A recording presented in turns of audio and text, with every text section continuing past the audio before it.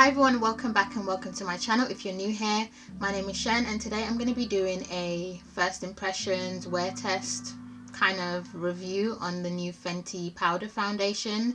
I am going to be wearing it on its own and then I'm going to be trying it underneath foundation today. So if you guys want to see this video, then just stay tuned.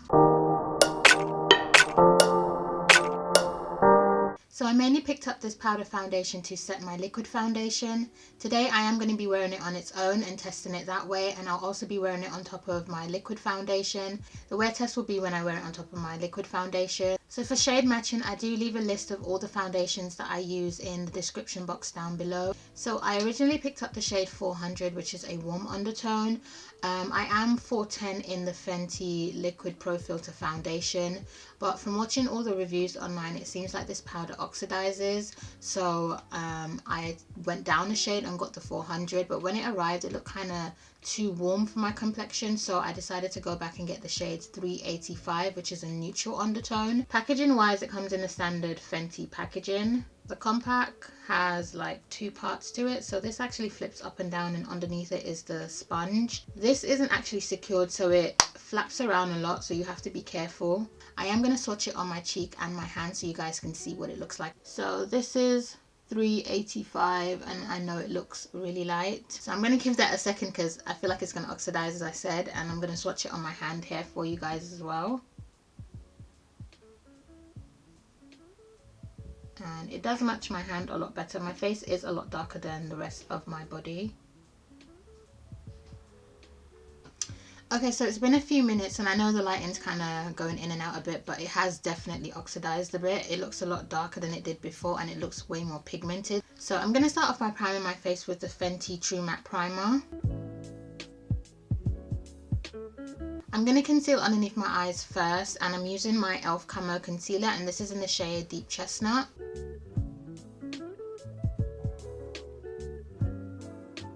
I'm just going to quickly set that with my Beauty Bakery Flower Powder in the shade Plantain. Okay, now for the best part, I'm going to start applying the powder foundation, and I'm going to use a brush to apply it and see how that works. If I don't like it, then I'll switch over to a sponge.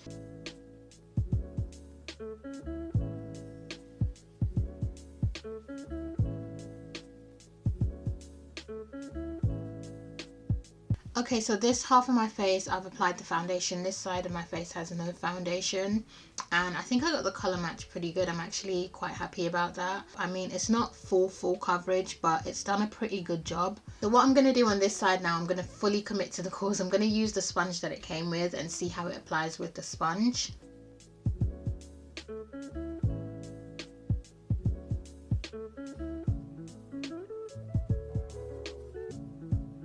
Okay, so this is what my face is looking like now, and this side I used the sponge, this side I used the brush. I don't think there's much of a difference between the sponge and the brush, to be honest. It looks okay. It's a powder foundation, so it's gonna look like powder. So let me just finish up the rest of my face. I'm just gonna apply some bronzer, some blush, and then come back and see how it kind of looks together. So I've popped on some bronzer and some blush. I haven't put anything else on. I don't think I'm going to do eyes and stuff like that because I'm going to take this all off and put, you know, liquid foundation on. But this is what it's looking like. I'm not like the hugest fan of powder foundations. I think it's kind of like old school, especially when I know the type of look I can get with liquid foundation.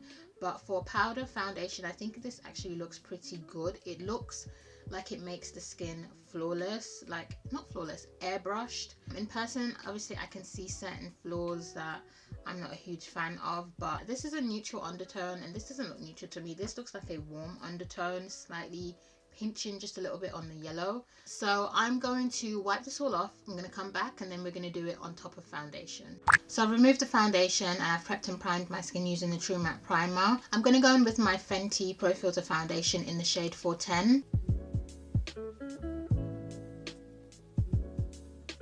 So I'm going to be using the brush to apply the powder.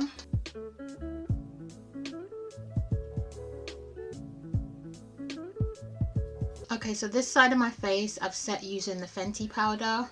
This is what it looks like. And then this side I haven't set with any powder.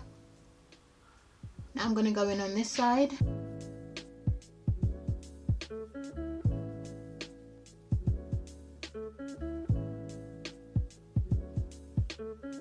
So I'm going to quickly bronze and apply some blush. So I haven't set my face yet, but this is what it's looking like with my liquid foundation underneath, and I think it looks so flawless. It looks really, really good. So I'm going to quickly set using my Morphe Continuous Setting Spray. Now I'm just going to do a quick flash test. I forgot to do it with just the powder, but I'm going to do it now. So no flashback at all. It is 2:23 now, so I'm going to wear it for a couple of hours. I'm not going to do like a whole long day's wear. So it's been 2 hours since I've been wearing the foundation. I know it hasn't been that long, but that's the longest I can go for today. And you can still see my face looks really flawless.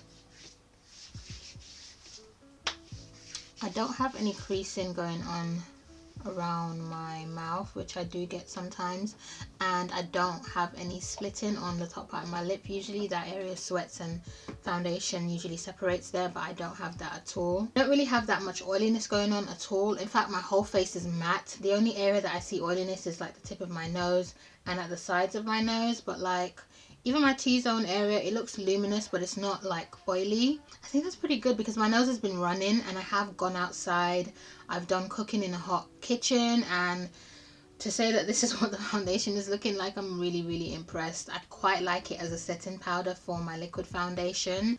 The color hasn't oxidized anymore from the first time, and it still gives you that extra coverage without feeling heavy or, you know, like you're wearing foundation, which I really, really appreciate. It didn't cover up as much as a liquid foundation would, so I don't think I'd be wearing it as a powder foundation. It doesn't have a scent, and I don't see any fragrance in the ingredients list, so that's a plus for me. I think the match is spot on. If I was to give this a rating, I would definitely give this a 10 out of 10. I would say if you're going to buy this, to definitely shade down at least 1 or 2 shades. It does oxidize, but apart from that, I don't have anything negative to say about this product. Thank you guys so much for watching this video. I hope you enjoyed it. Please don't forget to give me a thumbs up and subscribe down below, and make sure you put your bell notification on so that you're notified every time I upload a video. Thank you guys so much, and I'll see you in the next one.